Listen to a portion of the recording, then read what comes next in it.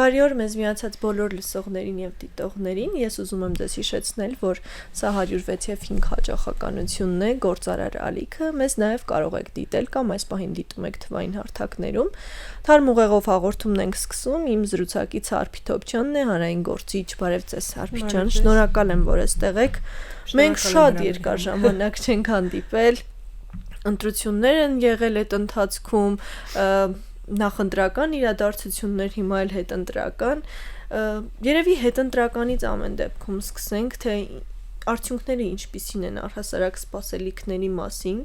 մեր հանրությունը սրան էր սպասում, արդյոք գոհացնող էր այս արդյունքը եւ բողոքը արտահայտվում է այնպես, ինչպես պիտի արտահայտվեր, եթե բողոք կա։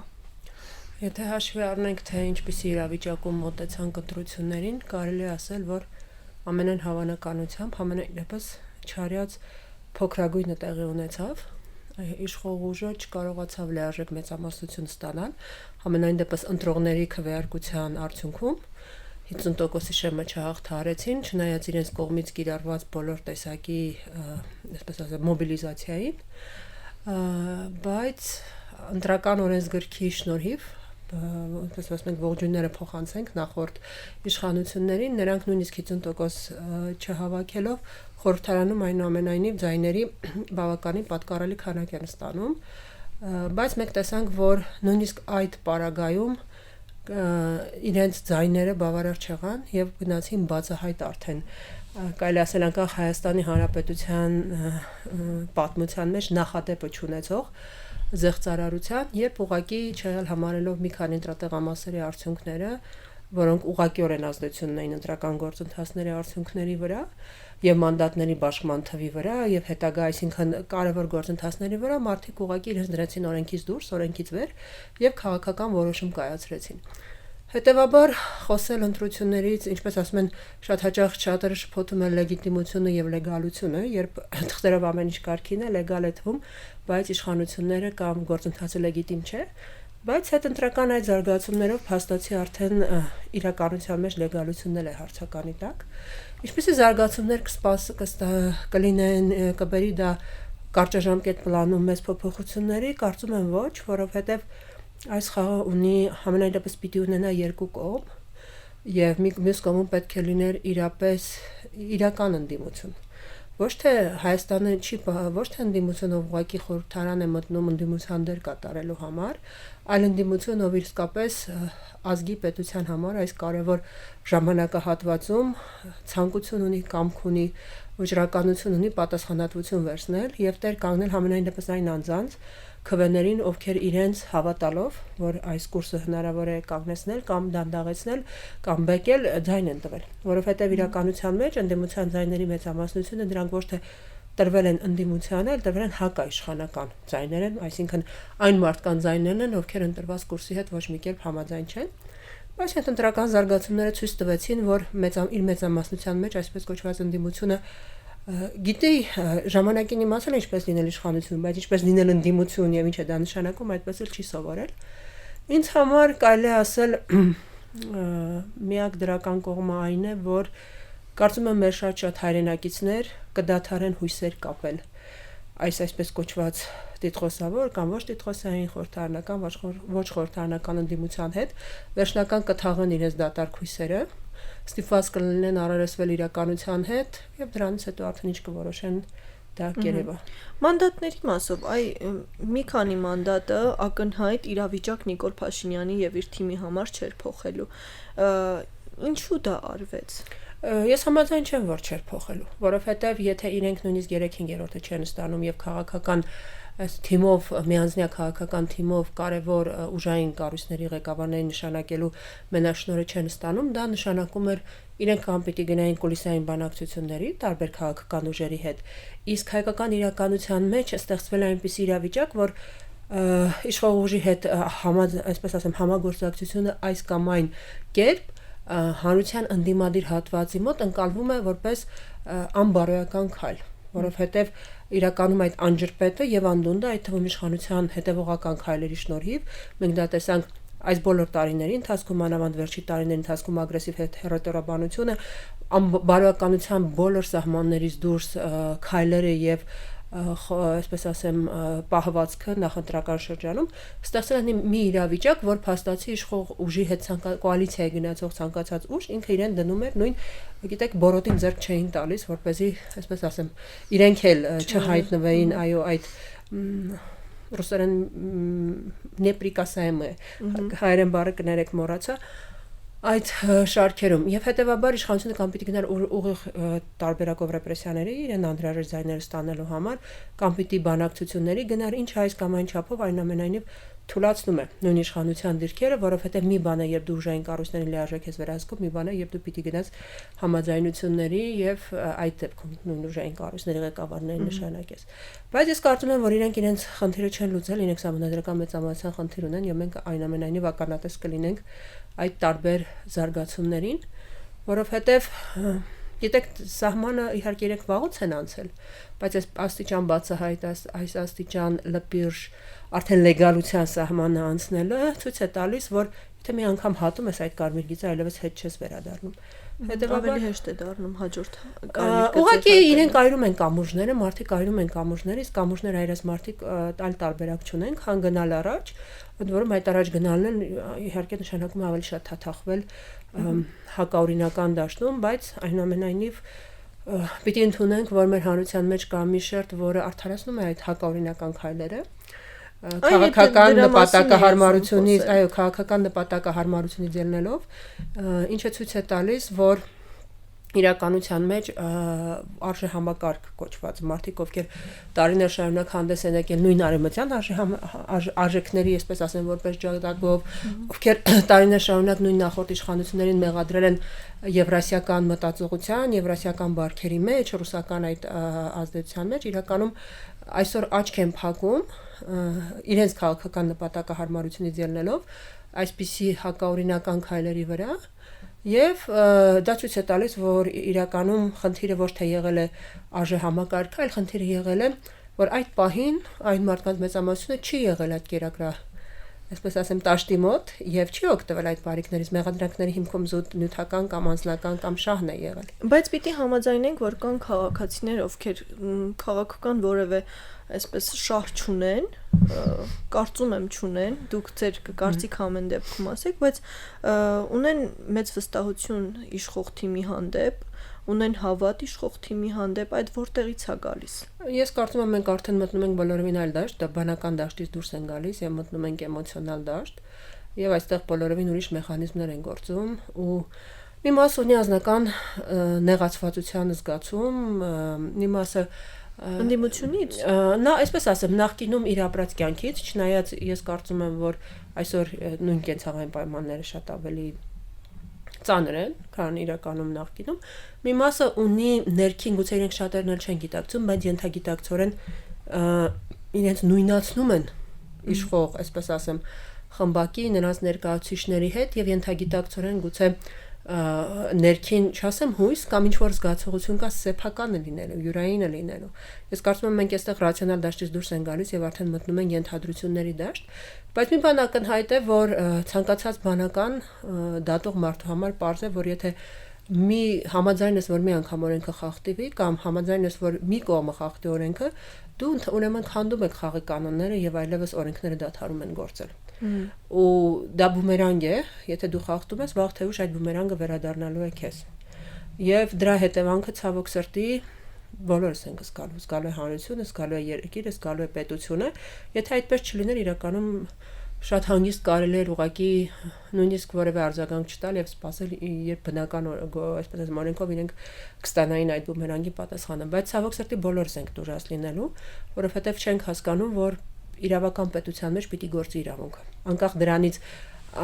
մենք դա մեզ դուր է գալիս, թե չէ։ Անկախ դրանից, որ մենք համոզված ենք մի կողմի կամ մի ուրիշ մարդու մեղքի կամ մեղավորության կամպանի մեջ, մենք պետք է հասկանանք, որ քաղաքակիրթ երկիր դառնալու, իրավական երկիր դառնալու ճանապարհին մի կարևոր աքսիոմա կա, օրենքը պարտադիր է բոլորի համար եւ օրենքի առաջ հնարավորինս հավասար են բոլորը։ Միայն այն դեպքում, երբ մենք երկակի ստանդարտներով առաջ չենք շարժվի, երբ մենք իսկապես չենք արդարացնի օրենքի խախտումները իբրև թե սրան կամ նրան պատժելու տեսակետից, այլ իրոք կընտրենք իրավական մեխանիզմներ եւ կունենանք իրավական գիտակցություն, մեր հանրության օրինակ մեծ մասը իրավական ենթագիտակցություն չունի եւ իրավական գիտակցություն չունի, այսինքն մենք այդ էմոցիոնալ դաշտով ենք առաջնորդվում, էմոցիոնալ ֆոնով, որն էլ հաջողությամբ շահագործում է իշխող ուժը, ընդ որում դա եղել է բոլոր ժամանակներում, այստեղ բանալի բառ իշխանությունն է, դա կարող է լինել, չգիտեմ, ցանկացած ճակերտավոր կուսակցություն, մենք տեսել ենք, որ կուսակցությունների անունների փոփոխությունից որևէ ռեալ փոփոխություն տեղի չունենում, ընդհակառակը ավելի այլասերվում, ավելի է դեգրադացվում, ավելի է ճակերտավոր կատարելագործվում այդ համակարգի այլանդակումը եւ ունենք այն ինչ ունենք։ Ես ճիշտ եմ հասկանում, որ երբևէ չի եղել, որ այսքան մեծ պատասխանատվություն դրված լինի հատկապես ընդդիմության վրա, ու այսքան շատ մեղադրանքներ ընդդիմության հասցեին։ Արդյոք արդարացված է դա եւ դա իսում է այն պատասխանատվությունը, որը իշխանությանն է։ Իրականում երբեք կարելի է այդպես ասել, բայց որովհետեւ բացահայտ, չնայած տարիներ շարունակ հասկացող մարդիկ նշել են, թե երկիրը ինչ կուրսով է առաջ շարժվում եւ նշել են այն, այսպես ասեմ, այս աղետի պատճառները գիտակցող մարդիկ տարիներ շարունակ զգուշացրել են, որ մենք վաղ թե ուշ գալու հասնելու ենք սրան, դա ակնհայտ չի եղել մեծամասնության համար, հետեւաբար մեծամասնությունը այդ գիտակցումը չունենալով այդպես պահանջներ չի դրել։ Բայց մենք իրոք եկել հասել ենք մի շատ կարևոր սահմանակետի, նույնիսկ գուցե անցել ենք այդ սահմանային շրջանը, եւ ընդդիմությունը հանդես գալով այս պատասխանատու իրավիճակում որպես ճակերտավոր այլընտրանք ինքն է մտել այդ պատասխանատվության տակ։ Դա իր որոշումն է, այո, դա իր որոշումն է, այսինքն քաղաքականություն մտած ցանկացած մարդ կամ ցանկացած ուժ իրավունք չունի նեղանալ, որ իրենից իր վրա բեռ են դնում կամ իր վրա որոշակի իրենից ակնկալիքներ ունեն եւ իրենից պատասխանատվություն են պահանջում, որովհետեւ դրա դիմաց մարդկանց ասել են եկեք տեղամաս, քվեարկեք եւ մենք տեր կգանենք ձեր ձայնին։ Այսինքն երբ որ դու ստեղծում ես մի իրականություն, ոչ թե դու ես ստեղծում, այլ կա մի իրականություն, որը դու իրոք արդարացիորեն ասում ես, որ իշխանությունները ընտրել են այս կուրսը եւ դրա քայլերը պարզ է, որ դա բերել է հայկական պետության դեմոնտաժի, այն տարբերակով, որը մենք գիտենք, մեր ինքնության, մեր այսինքն հայերի պետության դեմոնտաժի, այսինքն դու իրավիճակը իրոք շատ լուրջ է եւ դու ներկայացնում ես մարդկանց ու նրանց, այսպես ասեմ, գործելու համար նրանցից խնդրում ես իրավունք, խնդրում ես լեգիտիմություն, մարդիկ գալիս եւ քվեարկում են քեզ, մարդիկ ակնկալում են, որ դու տեր կկանգնես, իրենց գործիքը իրենց ձայնն է, դու տեր կկանգնես, քաղաքական գործընթաց կսկսես եւ այդ քաղաքական գործընթացի արդյունքում դու կկարողանաս փոխել այդ իրականությունը, որի մասին մենք բոլորս խոսում ենք։ Այսինքն դա ստանդարտ քաղաքական ընտրություն չէ։ Բայց երբ որ այդ քաղաքական ընտրությունների արդյունքում, չնայած մինչև ընտրությունները բոլորն էին զգուշացնում, որ ինչպիսի հետընտրական զարգացումներ են հնարավոր, որտեղ պարզ էր, որ իշխանությունը հեշտ ու հանգիստ իշխող ուժը իշխանությունը չի տալու։ Եվ մենք դրա ականատես եղանք, բազմաթիվ մարդիկ զգուշացնում են եւ պահանջում էին ընդդիմությունից, այսպես ասեմ, ճանապարհային քարտեզ, շարունակություն, որը չի ներկայացվել։ Մենք քարոզարշավի ընթացքում ես բոլոր ուժերից հյուրեր եմ ունեցել եւ բոլորը պատկերացնում էին եւ իրենց առաջարկները անում էին միայն իշխանություն լինելու պարագայում եւ ոչ ոք չէր ասում, եթե մենք չլինենք իշխանություն, մենք որպես ընդդիմություն ինչպես ենք աշխատելու եւ այսօր շատ ուժեր պարզապես լռում են, որովհետև իրենք չեն կարողացել ոչ լինել ազգային ժողովում, ոչ լինել խորհրդարանական ընդդիմություն, ոչ էլ առավել եւս իշխանություն։ Հետևաբար կարծես թե ընտրությունից ընտրություն է շատ ուժերի աշխատանքը ձևավորվում։ Այ դրան ո՞նց եք նայում եւ խորհրդարան անցած ընդդիմության դեպքում նաեւ մենք բոլորս լսել ենք միայն, երբ որ իրանք խոսել են, երբ որ լինեն իշխանություն, բայց մենք չգիտենք իրենք ինչ են անելու, երբ լինեն ընդդիմություն։ Տեսեք, իրավիճակը Հայաստանում այսպեսին է։ Իրենց մեծամասնությունը ձայն է ստացել ոչ թե խորհրդարանում ընդդիմություն լինելու համար, այլ իշխանապողություն իրականացնելու համար։ Տեր կանգնելով քվեներին թույլ չտալ, որպեսզի այս ընթացքը շարունակվի։ Եվ այսօրվա պահանջը հենց նույն ընդդիմությանը շատ-շատերի կողմից ուղղված դա է, որ մենք չենք ցանկանում եւս 5 տարի ականատես լինել, թե դուք ինչպես եք խորհրդարանում այսպես ասեմ, ամեն չորեքշաբթի կամ ձայնակռվի մեջ մտնում եւ այլն, առանց ռեալ քաղաքական արդյունք տալ։ Այսինքն մենք ձեզ չենք պատվիրակել ազգային ժողով, որպեսզի դուք գնաք իշխանության համար ընդդիմության դեր խաղաք։ Մենք ձեզ տվել ենք մանդատ կամ մենք ձեզ տվել ենք ձայն, քվե, որպեսզի դուք այն իրականությունը, որը նկարագրել եք, այդ իրականությունը բեկեք։ Եվ քանի որ ժողովուրդը դառը փորձ ունի 5 տարի շարունակ 21 թվականին նույն խոսակցությունն էր, որ ազգային ժողովում, իհարկե սահմանադրական ճանապարհը բոլոր օրինական միջոցներով, ոչ մեկ չի խոսում ոչ օրինական միջոցներից, բայց մենք պայքար կտանենք։ Մինչդեռ իրականում մենք տեսանք, որ 5 տարի շարունակ հետևողական իրականում նրանք ընդհանրապես իրենց անատամ գործողություններով այսպես ասեմ, լեգիտիմացրին գործող իշխանությանը եւ նույնը պատրաստվում են անել հիմա, հաշվառելով համենայն դեպս իրենց արձագանքները։ Հետևաբար ստացվում է, որ իրենք խաղում են նույն դաշտում, ստացվում է, որ իրենք սպասարկում են նույն օրակարգը եւ հանրությունը այո այստեղ հիասթափվելու մեծ տեղ ունի, բայց մյուս կողմից ես կարծում եմ, որ շատերի համար սա հնարավորություն է, եթե իրենք ցանկություն ունեն, համենայն դեպս վերջին հնարավորություն է ի վերջո բացել աչքերը։ Ինձ համար որևէ զարմանալի բան չկա այսպես կոչված ընդդիմադիրների պահվածքում, որտեղ նույն մատրիցային խաղացողներ են, նույն ընդհանուր օրակարգի մեջ, օրակարգից դուրս գալու, լրիվ ուրիշ օրակարգ թելադրելու, խաղաքարեր, այսպես ասեմ, շուռ տալու, հա, նախորդ պարտիայում ցանկություն իրենք չունեն։ Հետևաբար հանրությունը պիտի հասկանա կամ այն հատվածով համաձայն չես կուրսի հետ, սա շատ լավ հնարավորություն է, դառը հնարավորություն այո հերթական հիասթափության ալիքներն, որպեսզի իրենք գիտակցեն, որ ցավոք սրտի այն ինչ որ կա Հայաստանի քաղաքական դաշտ կոչվածում մեծամասամբ հայ հանրության շահերը հայության այն հատվածով համաձայն չէ ընտրված այսպես ասեմ կուրսի հետ այս շահերը չի սպասարկում հետեւաբար ինքը իրեն հարց պիտի տա լավ ինչպես պիտի անենք որ հերթական անգամ մեր չօգտագործեն եւ մի կողմ չդնեն եւ իրենց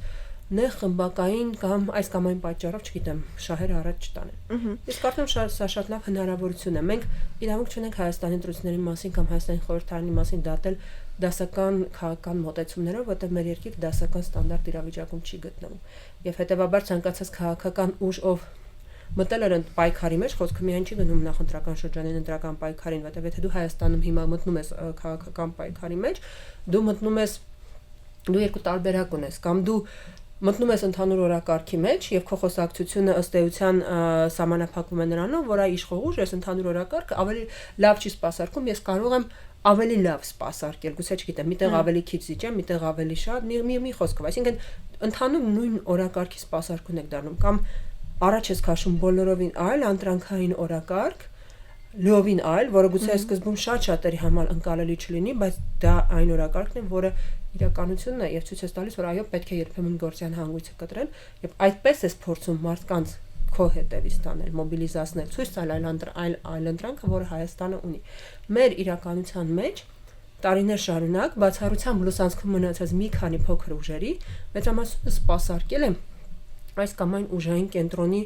այսպես ասեմ, շահերը առաջ տանող օրակարգ, որովհետև խոսույթը մեծամասնության մոտ դա սրա կամ նրա շվաքում տեղավորվելուց այն կողմ չի անցնում։ Սրա այս կամ այն ուժային կենտրոնին կոպիտ ասած նեղացնելուց, չնեղացնելուց այն կողմ չի անցնում։ Հույսը նրանց վրա դնելուց այն կողմ չի անցնում։ Հայկական իրականության մեջ մեծագույն մեղքը, որ Հայաստանի բոլոր քաղաքական ուժերը, որում խոսքը չի գնում միայն վերջին 30-ամյա պատմության մասին, եթե մենք հետ վերադառնանք մոտ 150 տարի, երբ որ ստեղծվեց հայկական քաղաքական կուսակցությունների հայտ եկան, հայ քաղաքական այսպես կոչված այրերի եւ ոչ միայն մեծագույն մեղքը այն է, որ նրանք եզակի բացառություններով երբևէ ուժի աղբյուր չեն համարել հայ ժողովրդին։ Նրանք եզակի բացառություններով երբևէ չեն հենվել հայ ժողովրդի վրա, փրկությամբ հույսը դրել են արտաքին ուժերի վրա, առաջ միակ կուսակցությունը իրապես հայկական, որ ստեղծվեց տեղում դա 1985 թվականին ավանում արմենականներն էին, նրանք լրիվ այլ փիլիսոփայության տեր, այսպես ասեմ, մարդիկ էին եւ իրենց ուժը հույսը, այսպես ասեմ, իրենք հենվում էին տեղի բնակության վրա, բայց 1890-ականների մեծ հարված ստացան եւ ըստ էության պատմության ասպարեզից հեռացան, բայց այն հնչակյանները նույն դաշնակցությունը մեծամասամբ անգամ սկսած բոլոր եզակի բացառություններ, փոքր բացառություններով չասեմ, իրենք ըստ էության ուժի աղբյուր տեսնում էին դուրսում։ Իրենք փորձում էին դրսի ուժային կենտրոնների ուշադրությունը գրավել։ Բայց մենք տեսնում ենք, որ մեր իրականության մեջ քաղաքական, պատմական հաջողել են այն գործիչները, ովքեր հենվել են տեղում հայ ժողովրդի, հայ ազգի ուժի վրա։ Կորիզի վրա են շեշտել։ Այո, եթե մենք հետ վերջի 130 տարվա պատմությունը անցնենք, դա իհարկե ամենացույցուն օրինակները Արամ Մանուկյանն է, Գարեգին Նժդեհն է եւ 90-ականներին Արցախում ազատագրական պայքարներ, երբ որ մենք հենվեցինք տեղում մեր ժողովրդի վրա։ Այսինքն մեր բայց դա ցավոք սրտի քաղաքական միտքը նույնիսկ այդ դասերը չսերտեց, չտեսա, որ հայոց պատմության մեջ մեծագույն դերակատարում ստանձնում են այն անձինք, ովքեր հեղում են հայ ժողովրդի վրա, բայց մեր այսպես կոչված քաղաքական գործիչները միշտ իրենք ցանկանում են դրսից լեգիտիմություն ստանալ, ցանկանում են դրսից ընդունված լինել, ցանկանում են դրսի մեջ են ուժ տեսնում, չհասկանալով, որ եթե իրենք ներսում լուրջ սուբյեկտ դառնան, իրենք հենվեն հայ ժողովրդի վրա եւ դրանով սուբյեկտանություն ձեռք բերեն, իրենց արժեքը դրսի նույն ուժային կենտրոնների համար մի քանի անգամ ավելի բարձր։ Դա ինչի մասին է խոսում, որ դրսից հովանավորվում են բոլոր այդ ուժերը։ Դա առաջին հերթին մտածողության խնդիր է, շատ լուրջ մտածողության, այսինքն այդ մարդիկ այս կամ այն պատճառով չեն հավատում սեփական ազգին, այսինքն այդ թերարժեքության բարդույթը, գուցե վախկոտ են, գուցե բավարար գիտելիք ունեն, բայց վախկոտ են, գուցե հակառակ, այսինքն տարբեր գործոններ են համընկնում եւ բնականաբար նման մտածողություն ունեցող մարդիկ դրսի ուժերի կողմից շատ ավելի ընկալելի են եւ շատ ավելի հաճելի են եւ նրանց շատ ավելի շատ ռեսուրս է տրվում, որովհետեւ նրանք շատ լավ գործիք են դրսի ուժերի օրակարգ առաջ տանելու համար։ Այսինքն բանը իսկ հայկական իսկ իրականության մեջ հայ ազգը, քանի որ ինքը քաղաքական ազգ չէ եւ չի գիտակցում կամ այն էլիտա մարդիկ, ովքեր ռեսուրսներ ունեն, նրանք այդպես էլ չեն հասկացել, որ իրապես ազգայնական գործիչներ, հայ ազգի շահը առաջ տանող հայկական պետության պետք են միայն հային, պետք է միայն հայ ազգին, ոչ մի դրսի ուժային կենտրոն չի ֆինանսավորի այնպիսի քաղաքական կառույցի կամ այնպիսի քաղաքացիության մեջ մտնող մարդկանց, ովքեր առաջ են տանելու հայկական շահը, որովհետև դա ձեռնտու է միայն հայերին։ Հայերին իրենք պիտի առաջ տանեն, հայերին իրենք պիտի ռեսուրս հատկացնեն, բայց մենք նման մտածողություն չունենք եւ ցավոք սրտի, ինչպես Նժդեհն էր ասում, հայ վաճառականը երբեք չկանգնեց հայ մտավորականի կողքին եւ մտավորականի ձայնը լսելի չեղավ եւ նույնիսկ վերջին 130-140 տարվա ընթացքում հայկական կապիտալի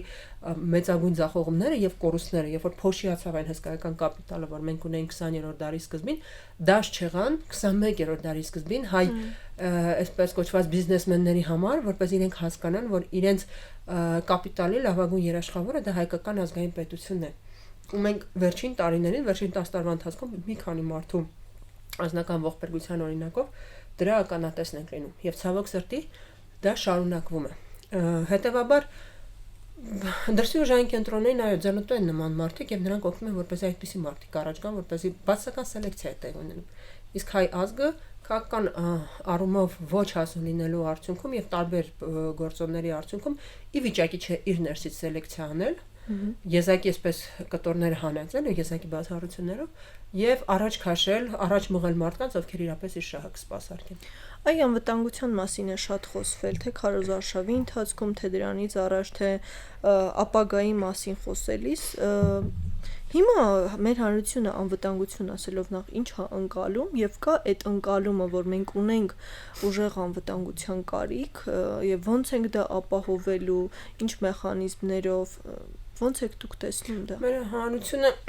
եթե մեծամասնության անունից խոսեմ, հավանաբար կասեմ, որ մեծամասնության համար անվտանգության ընկալումը դա ֆիզիկապես կրակոցի բացակայությունն է։ Այսինքն մենք չափազանց պրիմիտիվ պատկերացում ունենք անվտանգության հետ կապված։ Մենք չենք հասկանում, որ եթե չեն կրակում կոնկրետ մեր իրավիճակում, դա նրա արդյունքն է, որ առանց կրակոցի են ստանում այն ամեն ինչ, որ իրենց հարկավոր է։ Հետևաբար կա մի փոքրաթիվ հատված, որ գիտակցում է, բայց կարծում եմ մեծաթիվ հատվածը չի ընկալում այդ անվտանգություն բաղադրիչ կոչվածը եւ վախենամ, որ ընկալի այն ժամանակ, երբ որ սեփական կաշվի վրա զգա վտանգները, բայց երբ որ արդեն իրոք չափազանց ուժ կլինի։ Շփազանց շատ ենք խոսում անվտանգությունից, բայց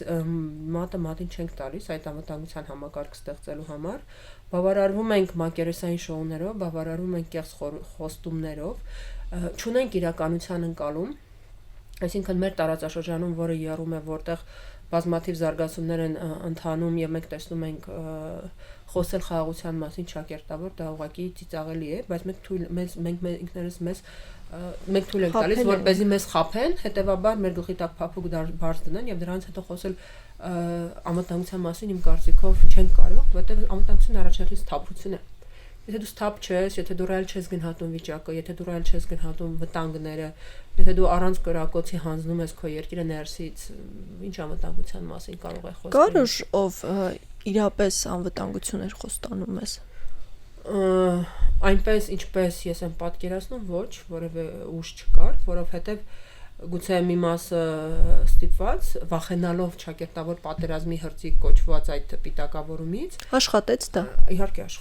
աշխատեց այն աստիճան, որ հայ ժողովրդի հայ ազգի հետ ոչ ոք անկեղծ չխոսեց, որ մեր խնդիրները ռազմավարական են, որ իրականության մեջ հայ ազգը ես չեմ վախենում այդ մասին ասելուց, մի խնդիր պիտի լուծի, եթե ինքը ուզում է այս պետությանը տեր մնալ եւ եթե ինքը ուզում է այս տարածաշրջանում մնալ որպես հայերի պետության քաղաքացի, ինքը պիտի լուծի ապագա պատերազմի պատրաստ լինելու, այսպես ասեմ, խնդիրը, որովհետեւ ճշնամին ունի Հայաստանը հետևողական կլանելու ծրագիր, ընդ որում լովին ճակերտավոր խաղաղ մեթոդներով։ Ճշնամին դա չի թաքցնում, ճշնամին այդ մասին բացահայտ ասում է, մենք ամեն օր այսպես ասեմ բազմաթիվ փաստեր ենք ստանում եւ որքան էլ որ այստեղ դա փորձեն ներկայացնել որպես կեղծ քարոզչական ամոթ, մենք տեսել ենք թե ինչքան հետեւողական են գործում մեր ճշնամիները եւ նման պարագայում, երբ որ իրենք կանգ չեն առնելու, երբ որ իրենց վերջնական նպատակը մեր վերջնական տարհալությունն է, եթե հայ ազգը համաձայն չէ այդ, այսպես ասեմ, ֆինալի հետ, ինքը վաղ թե ուշ պիտի դիմադրություն ցույց տա։ Լինի դա